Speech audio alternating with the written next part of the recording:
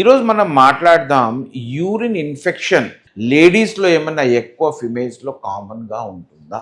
లేడీస్లో ఫిమేల్స్లో urine infection రావడము is much much more common than males.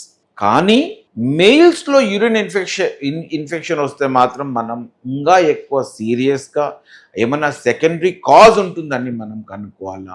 ఫీమేల్స్లో urine infection వస్తే మాత్రం సింపుల్ ఎగ్జామినేషన్స్ లైక్ అప్పుడప్పుడు అల్ట్రాసౌండ్ చేసుకోవడం, యూరిన్ ఎగ్జామినేషన్ చేసుకోవడం, యూరిన్ కల్చర్ చేసుకోవడం, ఇవన్నీ కాకుండా ముందే సిరప్ పొటాషియం సిట్రేట్ వాడడము, చిన్న యాంటీబయాటిక్ లైక్ ఓఫ్లాక్స్ వాడడం, ఇవన్నీ వాడితే ఈ యూరిన్ ఇన్ఫెక్షన్ మామూలుగా కంట్రోల్ అయిపోతుంది. ఈ మిడిల్ ఏజ్డ్ ఫీమేల్స్లో సంవత్సరానికి 2 నుంచి 3 సార్లు కొంచెం లోవర్ యూరినరీ ట్రాక్ట్ ఇన్ఫెక్షన్ రావడం చాలా కామన్ అండి. లోవర్ యూరినరీ ట్రాక్ట్ వస్తే మాత్రం ఇన్ఫెక్షన్ వస్తే మాత్రం ఎక్కువ జ్వరం ఉండదు, మంట, తరచు యూరిన్ పోవడము, యూరిన్ వస్తే తొందరగా పోవడం ఈ కామన్ సిమ్టమ్స్గా ఉంటాయి. దీనికి మైల్డ్ యాంటీబయాటిక్స్ ప్లస్ కొంచెం పొటాషియం సిట్రేట్ వాడడము, క్రాన్బెరీ అని టాబ్లెట్స్ వాడడం దీంతో సరిపోతుంది. ఫ్రీక్వెన్సీ పెరిగితే మాత్రం డెఫినెట్గా మనం ఇంకా డీటెయిల్గా యూరిన్ ఇన్ఫెక్షన్. ఎందుకు కామన్ అంటే యూరినరీ ట్రాక్ట్ దగ్గర ఉంటుంది కదా